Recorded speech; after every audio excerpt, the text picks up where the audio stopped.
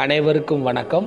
இன்று நாம் பார்க்க இருக்கக்கூடிய இந்த டெக்னிக் என்ன என்றால் பொமடாரோ டெக்னிக் என்று கூறப்படுகின்றது. இது மிகவும் பிரசித்தி பெற்ற மிகவும் பிரபலமான ஒரு அறிவியல் ரீதியிலான படிக்கும் திறனை வளர்க்கக்கூடிய முறை. இந்த முறை உங்களுக்கு என்ன நன்மைகளை தரும் என்று பார்த்தால், உங்களுடைய கவன சிதறலை குறைத்து படிப்பில் அதிக ஆர்வத்தை வழங்கி நிறைய மதிப்பெண்களை எடுப்பதற்கு உங்களுக்கு ஒரு சிறந்த வாய்ப்பாக இந்த முறையானது அமைகிறது. இதனை பயன்படுத்த தேவையான கருவிகள் என்ன என்று நாம் தெரிந்து கொள்ள வேண்டும். அதற்கான உபகரணங்களாக ஒரே ஒரு டைமர் மற்றும் இரண்டாவதாக கோல் செட்டிங், இது இரண்டையும் தெளிவாக எடுத்துக்கொண்டால் இந்த பொமடாரோ டெக்னிக் என்ற அறிவியல் முறைக்கான 4 படிநிலைகள் கொண்ட இந்த முறைக்கான டைம் மேனேஜ்மெண்ட் மெத்தடை வெற்றிகரமாக உங்களால் செயல்படுத்த முடியும். சரி, இப்பொழுது அந்த 4 படிநிலைகள் 4 ஸ்டெப்ஸ் என்னெல்லாம் இருக்கு அப்படிங்கிறத நம்ம தெளிவுற இந்த இடத்தில் தெரிந்து கொள்ளலாம். முதலாவது படிநிலை, உங்களுடைய கோல் என்ன? ஒரு நாளைக்கான கோல், அதை செட் பண்ணணும். நீண்ட நாட்களோ குறுகிய நாளோ கோல் கிடையாது. உங்களுடைய ஒரு நாளுக்கான கோல் என்னன்னு அன்னைக்கு நீங்கள் செட் பண்ணுங்க. ஒரு பெரிய ஹோம்ஒர்க் கொடுத்துருக்காங்க, நாளைக்கு உள்ள ஒரு ரிவிஷன் டெஸ்ட்டுக்கு படிக்க போகிறேன், நாளைக்கு உள்ள வாராந்திர தேர்வுக்கு படிக்க போகிறேன், இந்த மாதிரியான அல்லது உங்களுடைய வேலைக்கானவற்றை நீங்கள் ஒரு கோலாக செட் பண்ணிக்கங்க அந்த நாளுக்கு. அப்படி செட் பண்ணுறது தான் முதல் ஸ்டெப்பு. ரெண்டாவது ஸ்டெப்பு டைமர் எடுத்துக்கங்க. இப்போ டைமரை எடுத்து என்ன செய்யணும்? உங்களுடைய அந்த 25 நிமிடத்தை செட் பண்ணுங்க.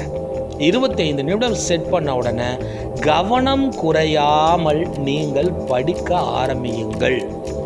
25 நிமிடம் ஆனவுடன் டைமரை ஆஃப் செய்யுங்கள். உங்களுடைய படிப்பை நிறுத்தி கொள்ளுங்கள். எந்த முக்கியமான விஷயம் அந்த படிப்புக்குள் இருந்தாலும் 25 நிமிடங்களுக்கு பின் படிக்காமல் அதனை நிறுத்தி கொண்டு தற்பொழுது நீங்கள் உங்களுடைய ஓய்வை 5 நிமிடமாக எடுத்துக்கொள்ளுங்கள். அந்த 5 நிமிடம் ஓய்வில் தாங்கள் யோகா, பிராணாயாமா அல்லது உடலுக்கு தேவையான நல்ல சக்தி கொடுக்கக்கூடிய உணவு வகைகள் அல்லது ஒரு வாக் இவற்றை எடுத்துக்கொள்ளலாம். இந்த 5 நிமிட ஓய்விற்கு பிறகு நீங்கள் 3வது படிநிலையாக மீண்டும் படிக்க தொடங்குங்கள். அவ்வாறு நீங்கள் மீண்டும் ஓய்விற்கு பிறகு படிக்க தொடங்கும் பொழுது 25 நிமிடம் என்ற கணக்கீட்டு முறையை வைத்துக் கொள்ளுங்கள். 5 நிமிட ஓய்வு என்பதை எடுத்துக்கொள்ளுங்கள். ஆக இதை போல் 4 முறை செய்யுங்கள். அப்பொழுது உங்களுக்குள் நிறைய பாடங்களையும் போட்டித் தேர்வுக்கான நிறைய தகவல்களையும் உங்களுக்கு தெரியாமலேயே உங்களுடைய மனதிற்குள் கொண்டு வருவீர்கள். அதன் பிறகு 4வது படிநிலையாக நீங்கள் இந்த 25 நிமிடங்களுக்கு 5 நிமிடம் என்ற ஓய்வை பயன்படுத்திய பிறகு 5வதாக 15லிருந்து 30 நிமிடம் என்று அதிகரித்துக் கொள்ளுங்கள் உங்கள் ஓய்வை. இந்த நீண்ட நேர ஓய்வு தான் 4வது படிநிலை. இதன் பிறகு தாங்கள் மீண்டும் இதே பொமடாரோ டெக்னிக் படி உங்களுடைய வேலை இன்னும் நிறைவேறவில்லை என்றால் 25 நிமிடங்களுக்கு 5 நிமிட ஓய்வு என்று எடுத்துக்கொண்டு இந்த சுழற்சியை பயன்படுத்துங்கள். அதன் அடிப்படையில் உங்கள் வேலைகளை, உங்கள் தேர்வுக்கான ப்ரிப்பரேஷனை, உங்கள் படிப்பை படிங்கள். இது ஒரு மிகச்சிறந்த நிறைய பாடங்களை படிப்பதற்கு ஒரு வெற்றியை தரக்கூடிய அமைவாகும். இதனுடைய மிகச்சிறந்த நன்மைகளாக தேர்வில் அதிக மதிப்பெண்களை உங்களால் பெற முடிகின்றது. இது முற்றிலும் உண்மை.